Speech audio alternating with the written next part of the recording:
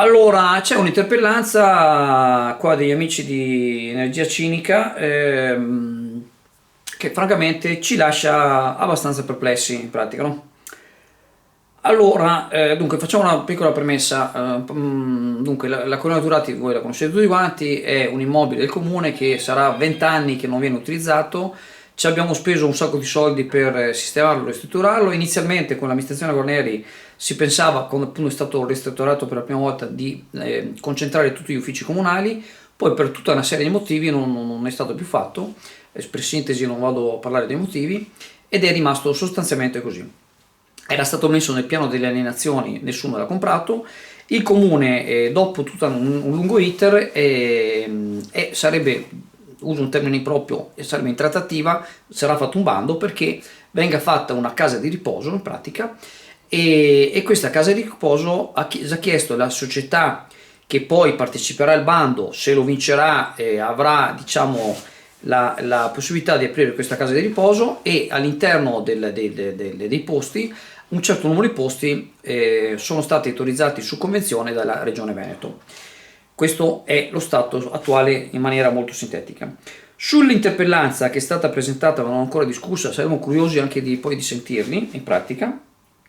Qua riferisce appunto che prevede appunto 90 posti letto per un centro servizi per persone anziane non autosufficienti. Sto leggendo l'interpellanza di Energia Cinica, individuando già la società Altina SRL quale gestore della realizzazione in pratica. E qua comincia con tutta una serie di punti domanda. Dice come è possibile che nel piano di zona si preveda l'individuazione della società Altina ben 7 mesi prima della presentazione della domanda al comune di Chioggia. Qua, da quel che sappiamo, è proprio una bugia, perché tutto questo non è, c'è stato tutto un iter precedente, e prima la società ha fatto tutta una serie di richieste, ci sono stati dei colloqui, e poi in base a tutto questo praticamente è cominciato l'iter. Quindi la società non è che è partita prima diciamo, di sapere di poter fare questo investimento o meno in pratica, e comunque verrà fatto un bando. Quindi la società ha diciamo alcuni vantaggi, perché quella che ha fatto il progetto ha presentato tutta una serie di cose, però al bando potrebbe partecipare qualcun altro che fa diciamo delle proposte più interessanti, almeno questo che ci risulta. A parte questo, fra le domande appunto di questi di Energia Cinica, come si spiega dalla deliberazione di giunta 177/20 della delibera del Consiglio Comunale di avvio e approvazione del progetto di finanza pubblica all'albo comunale, non risulta un'analisi del fabbisogno di ulteriori posti letto per la residenzialità di persone anziane non autosufficienti, e non risulta un'analisi delle eventuali ripercussioni organizzative ed economiche sull'attuale casa di riposo comunale. Qua francamente, scusatemi, dopo per carità ognuno può vedere un bicchiere quando è mezzo, c'è chi lo vede mezzo pieno, c'è chi lo vede mezzo vuoto. Ma per quanto riguarda, allora, innanzitutto, per quanto riguarda i posti letto per anziani non autosufficienti, c'è un'esigenza incredibile. Non so come, non so, Roberto Rossi o la Maria Rosa non siano a conoscenza di quante situazioni di disagio di persone che hanno anziani fortemente non autosufficienti, sono dovute andare in giro per il mondo perché a Chioggia non c'è posto. Ma comunque, al di là di quello che dice Comparato Andrea sul suo profilo, vi ricordo sempre è scritto Andrea Comparato ultimo di Pirla, dal documento della regione, che è, scusate, allora, c'è un documento regionale, quindi della regione Veneto,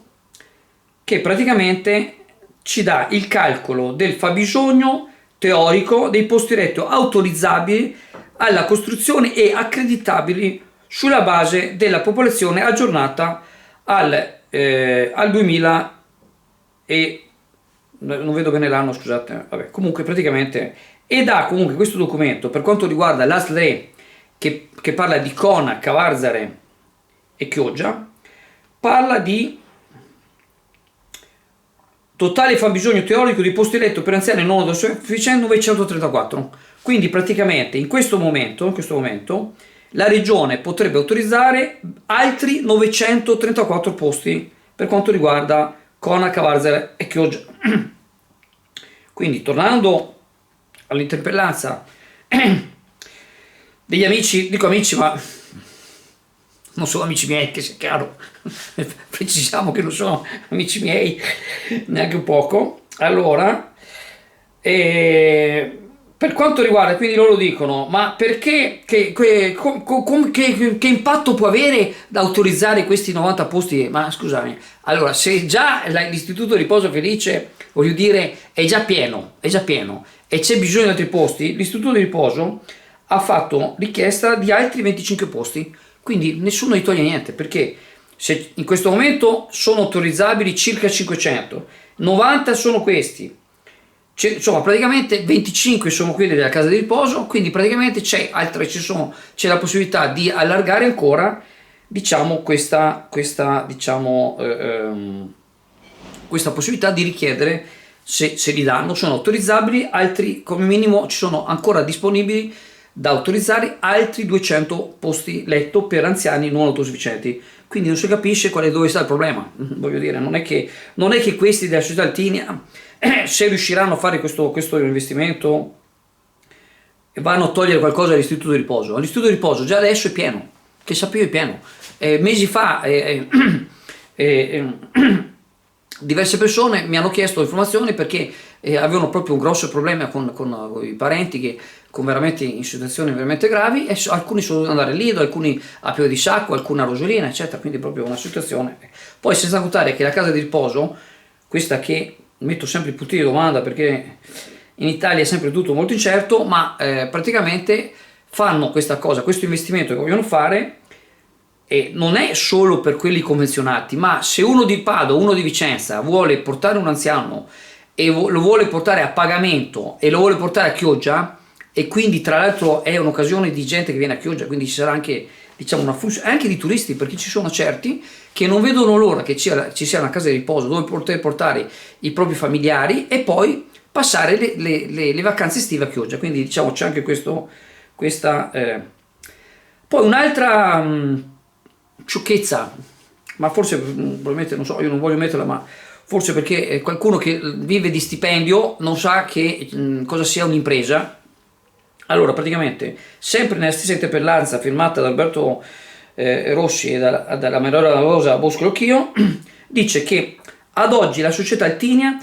risulta che abbia mai costruito né gestito case di riposo o strutture sanitarie o sociosanitarie accreditate, ma sia nel ramo dei rifiuti urbani e assimilati e dei forni crematori. Ma scusa, a parte, voglio dire, ma che sta qua un'altra cioè, mi sembra un tentativo di diffamazione strisciante e fuorviante, come del resto sono maestri che hanno fatto durante, diciamo, quella storia dell'impianto GPL. Allora, ma se un imprenditore vuole comprare una pizzeria e non ha mai fatto una pizza in vita sua, non lo può fare? Non so. Se un imprenditore vuole comprare una casa una concessionaria di automobili e non ha mai venduto una macchina in vita sua, non lo può fare? Ovviamente si avvarrà di persone qualificate e competenti. In questo caso, siccome si parla di un istituto di riposo, ci dovranno essere per forza soggetti che gestiscano questa casa di riposo e dovranno avere per forza i titoli, perché altrimenti, voglio dire, uno non può aprire un bar se non ha i titoli, figurati una casa di riposo. Quindi, sinceramente, mi sembra una niente. Quindi praticamente, allora, io comprendo che qualcuno dice, ma invece di fare una casa di riposo si potrebbe fare una discoteca, si potrebbe fare un cinema, si potrebbe fare una cosa di aggregazione dei giovani, si potrebbero portare gli uffici comunali là. Sono tutte scelte politiche. Allora, per quanto riguarda le imprese, diciamo, le iniziative imprenditoriali, si guardino un po' in giro alla Maria Rosa e buon Rossi. I cinema stanno chiudendo, noi siamo fortunati, tra l'altro loro durante la campagna elettorale non si ricordavano neanche che il cinema ce l'abbiamo perché è il Don Bosco, c'è il video, se vogliono,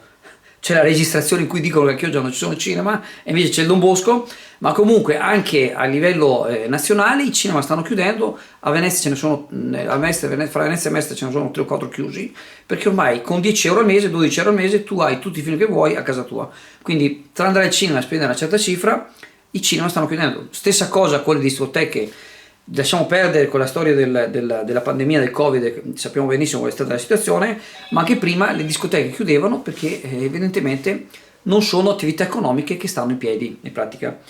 Per quanto riguarda gli uffici, per carità, a parte il fatto che ormai questa società è andata avanti con tante cose e quindi se il comune dovesse decidere un altro percorso probabilmente deve pagare i danni, ma a parte questo, che è tutto possibile da questo mondo, ma comunque l'amministrazione comunale dovrebbe dire benissimo, facciamo una scelta, decidiamo di fare gli uffici. Tempo fa, questo anni indietro, questo percorso è stato abbandonato. Per esempio, mettere la polizia locale a Sottomarina, sinceramente, da un punto di vista logistico, a me sembra, scusate, sono stato consigliere comunale, una grandissima fesseria, perché vuol dire praticamente dall'ex colonna Turati, se c'è un incidente in Romea, vuol dire che devono passare d'estate, potete immaginarvi, con cantieri eccetera eccetera la situazione, mentre gli uffici della polizia locale, con tutte le difficoltà che abbiamo, sappiamo benissimo col discorso del centro storico, che non c'è una presenza, ma non perché gli uffici sono staccati, ma perché c'è diciamo, un sottorganico del personale, ma praticamente avere l'ufficio della polizia locale qua ai Saloni vuol dire con la macchina in 3 minuti essere in Romea, voglio dire, quindi non lo so, mi sembrano sempre cose. Beh, comunque, allora vi dico io, perdonatemi, arrivo un attimo alla conclusione. Questa interpellanza, a me sembra, questa è la mia impressione, che siccome apparentemente, apro e chiudo una parentesi, del GPL parleremo in un altro video successivo, in un'altra occasione. Vi anticipo che con questa storia di questa legge la città di Chioggia si è praticamente tagliata gli attributi per far tornare Roberto Rossi e la Maria Rosa in consiglio comunale. Chiudo la parentesi, ma praticamente a me sembra che gli amici di Energia Cinica, quando dico cinica non è che mi sbaglio, dico proprio cinica, perché per me è una lista assolutamente di persone ciniche, perché questa interpellanza non è fatta perché questi qua hanno chissà che idee, è tanto per dire qualcosa, perché archiviata, apro e chiudo parentesi, vedremo se è archiviata la storia del GPL, archiviata la storia del GPL, non sanno cos'altro dire e quindi tirano fuori questa cosa dicendo delle cose che a mio avviso non stanno né in cielo né in terra. E comunque, per quanto riguarda i posti, se la regione ha autorizzato questi posti, non viene tolto assolutamente nulla all'istituto di riposo Felice Casson, perché ci sono ancora autorizzabili almeno altri 200 posti. Questo lo dicono le carte regionali. Durante la campagna regionale il buon Rossi diceva che sta Maria Rosa è un genio, che è più capace di tutti gli impiegati comunali insieme. E evidentemente però o non si è informata o non sa leggere le carte, perché ripeto, questo iter per quanto riguarda l'autorizzazione di questi posti per anziani non autosufficienti non va a togliere nulla all'istituto Felice Casson. Almeno, se qualcuno mi vuole contraddire, ben venga, però io, dalla conoscenza del territorio, dalla conoscenza di tantissime persone che hanno veramente dei grandi problemi, che non sanno dove mettere gli anziani, e per quello che so di tanti turisti di Vicenza, di Verona, di Padova e del circondario che sarebbero ben felici di venire a Chioggia e di passare anche le vacanze estive con i nipoti, con i figli, con tutto, diciamo, i loro familiari, e francamente non la vedo come una cosa, diciamo, che non va bene. Poi, a titolo tanto di chiacchierata, sul lungomare potrebbe essere stato meglio qualsiasi altra cosa, più attinente magari alle attività turistiche, ma se, voglio dire, oggettivamente in 20 anni nessuno si è fatto avanti, cosa aspettiamo? Altri 20 anni che vada tutto a remengo? Aspettiamo che ci vada la gente dentro, che ogni volta ci sono dei senza casa che si vanno a mettere là dentro, oppure gli extracomunitari che vanno poi d'estate a vendere e vanno a installarsi là dentro? Andiamo avanti così? Lascio a voi giudicare l'interpellanza degli amici di Energia Cinica.